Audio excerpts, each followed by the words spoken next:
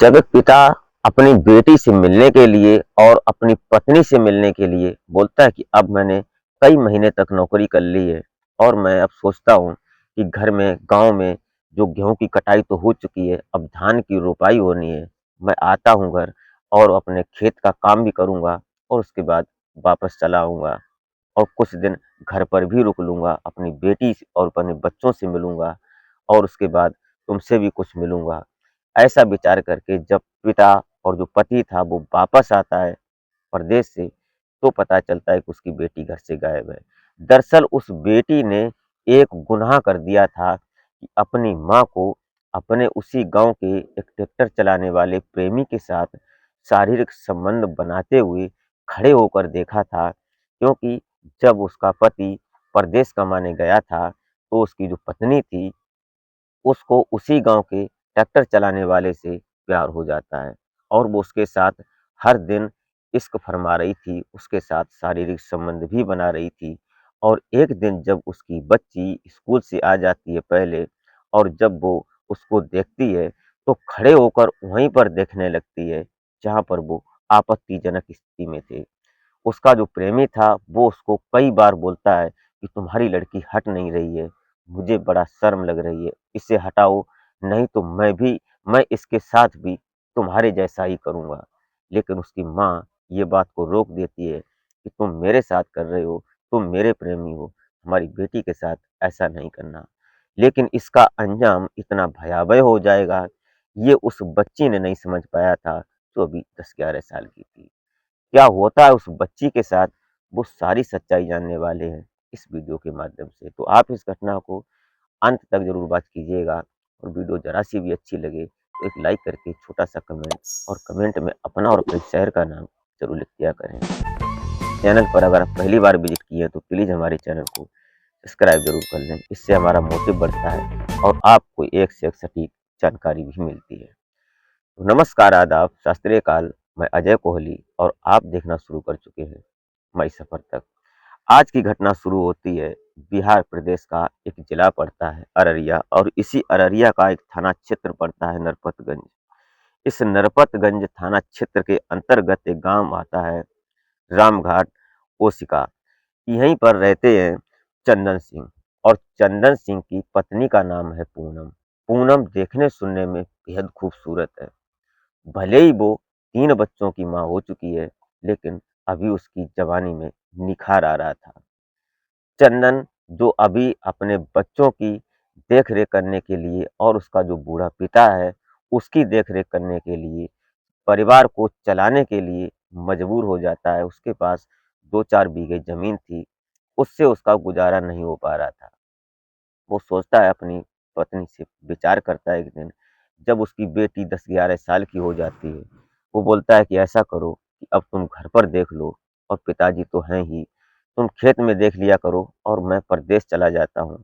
कुछ पैसे इकट्ठे करें और उससे घर का जो खाना-पीना है वो खेत से चलता रहेगा, और कुछ अर्निंग भी करनी है क्योंकि बेटी बड़ी हो रही है। अब इसका भी इंतज़ाम करना शुरू कर देते हैं क्योंकि बच्ची पढ़ रही है अभी। अब ये जो बेटी थी, बेटी शिवानी धीरे-धीरे बड़ी थी, इसलिए अब इसको पढ़ने के लिए, उसके बाद ये जो चंदन होता है, चंदन अपने घर से एक दिन परिवार से विचार-विमर्श करके और ये निकलता है पंजाब, लुधियाना पहुँचता है। वहाँ इसके गाँव के कई सारे लोग होते हैं, उनके साथ ये इसी कंपनी में जॉब करने लगता है। धीरे-धीरे समय का सिलसिला जब आगे बढ़ता है, ये जनवरी 2023 में निकला था। उसके बाद जब गेहूँ की कटाई होती है, तो गेहूँ का कटाई का टाइम आ जाता है। इधर जो पूनम होती है, पूनम गाँव में ही एक लड़का होता है जिसका नाम रूपेश होता है। इसके पास ट्रैक्टर था, और ट्रैक्टर क्या, इसके पास एग्रीकल्चर के सारे जो यंत्र होते हैं, चार जो मशीन, थ्रेशर और ट्रैक्टर का कल्टीवेटर वगैरह-वगैरह, ये सारे एग्रीकल्चर यंत्र थे उसके पास। जो भी किसी को ज़रूरत पड़ती, वो उसका काम किया करता, उसकी एवज़ में उसको पैसे मिलते थे।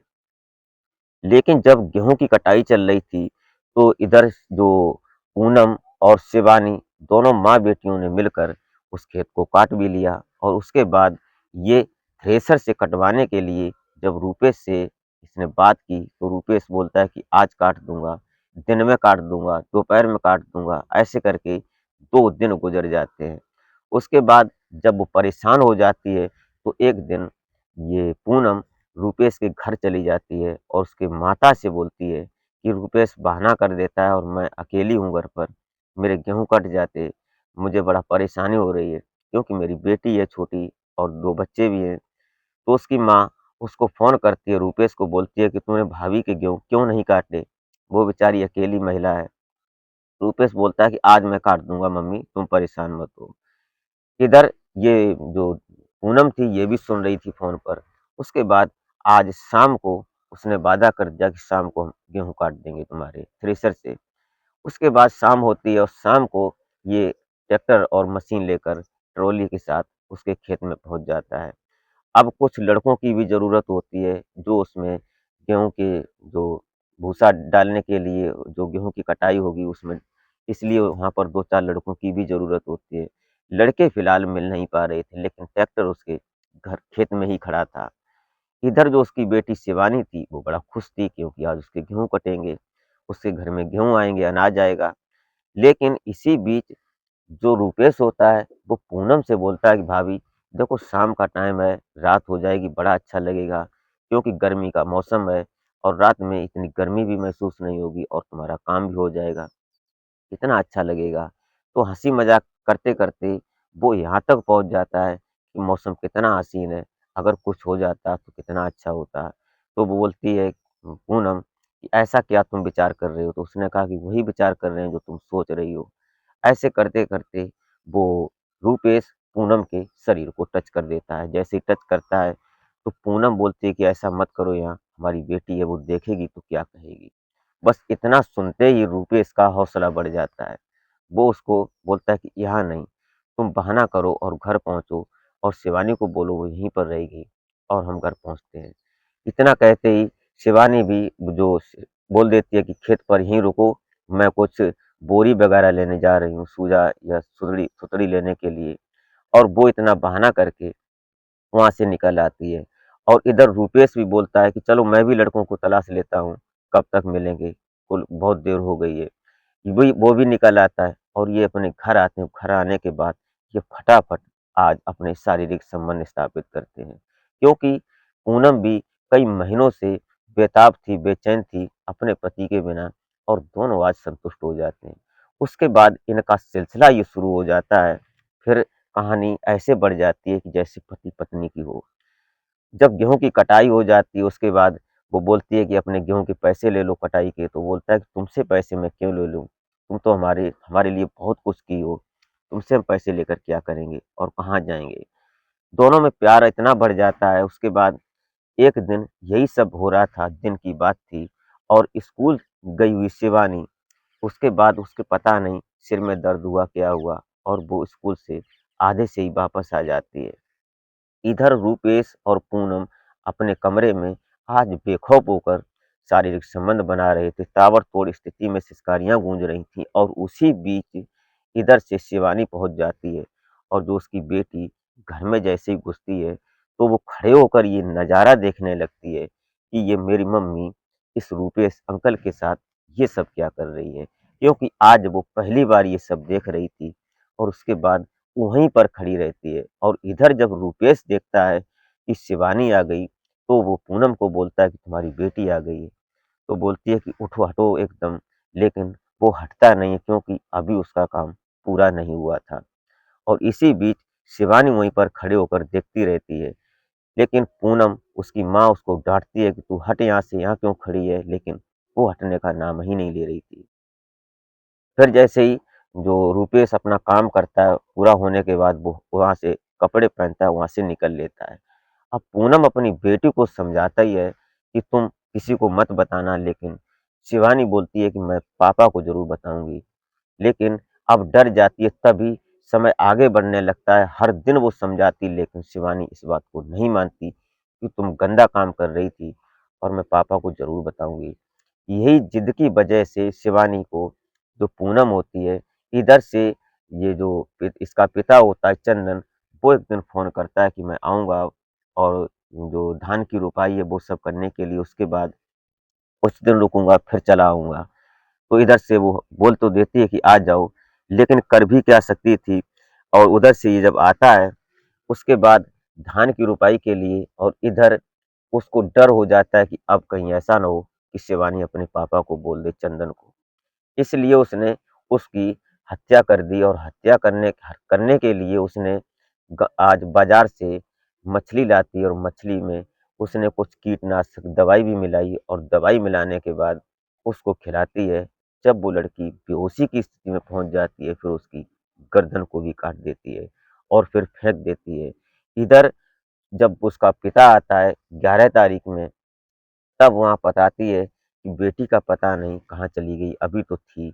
लेकिन पुलिस में एफआईआर दर्ज कराई जाती है उसकी गुमशुदगी की, और फिर सभी लोग ढूँढते हैं, पुलिस भी ढूँढती है, लेकिन किसी ने ये बताया कि इधर से कुछ बदबू सी आ रही है। वहाँ जाकर देखा जाता है तो 2 दिन पहले शिवानी की डेड बॉडी वहाँ पड़ी हुई थी। जब पुलिस उस डेड बॉडी को अपने अंडर लेती है, उसके बाद उससे पूछताछ की जाती है, उसकी माँ से पूछा जाता है, लोगों से पूछा जाता है, लेकिन कोई भी सटीक जवाब नहीं दे रहा था। तभी ये जो अ, इसकी माँ होती है पूनम, इससे जब इसकी कॉल डिटेल्स खंगाली जाती है, तो फिर माजरा खुल जाता है। इसकी लोकेशन निकाली जाती है कि जब ये वहाँ पर गई थी, उस समय की लोकेशन, पुलिस ने इस बात का आधार निकाला कि ये बॉडी लगभग कब की है, तो 2 दिन पहले की वहाँ डेड बॉडी पड़ी थी, इसीलिए बदबू दे रही थी।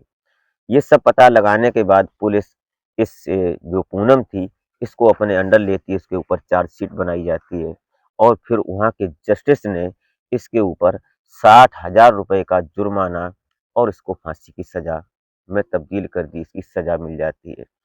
लेकिन रूपेश इस केस में था ज़रूर, भले ही रूपेश की बदौलत ये सब हुआ था, लेकिन रूपेश ने उस शिवानी को मारने में कोई हाथ नहीं था उसका, इसलिए रूपेश की ज़मानत हो जाती है, उसकी सज़ा तो होती है, लेकिन उसके ऊपर कोई गंभीर आरोप नहीं लग पाता। फिलहाल रूपेश बच जाता है, लेकिन उसकी माँ पूनम सलाखों के पीछे है फिलहाल। उसके पास ये एक सस्पेंस स्पेस है कि वो अपने आगे राष्ट्रपति को अपील लगा सकती है, अपनी गुहार लगा सकती है, अपनी फांसी की सज़ा को कम करवा सकती है। लेकिन अब उसके पास क्या होता है, ये कानून के दायरे की बात है। लेकिन फिलहाल वहाँ के जो जिला कोर्ट ने उसको ऐसा सज़ा सुनाई है। दोस्तों, ऐसा भी हो सकता है, क्योंकि जस्टिस ने जो बात वहाँ सज़ा दी, उन्होंने साफ कह दिया कि जो माँ अपनी बेटी की नहीं हुई, वो इस दुनिया में किसकी हो सकती है, अपने शरीर की भूख मिटाने के लिए। दोस्तों, ये रही घटना। इस घटनाक्रम को सुनाने का उद्देश्य किसी को हैरान या परेशान करना नहीं था, बल्कि जागरूक करना होता है कि समाज में कुछ भी हो सकता है, कुछ ऐसा भी हो सकता है। इसी के साथ आप अपना और अपने परिवार का बेहतर तरीके से ख्याल रखें। मिलते हैं फिर नेक्स्ट वीडियो में, तब तक के लिए जय हिंद।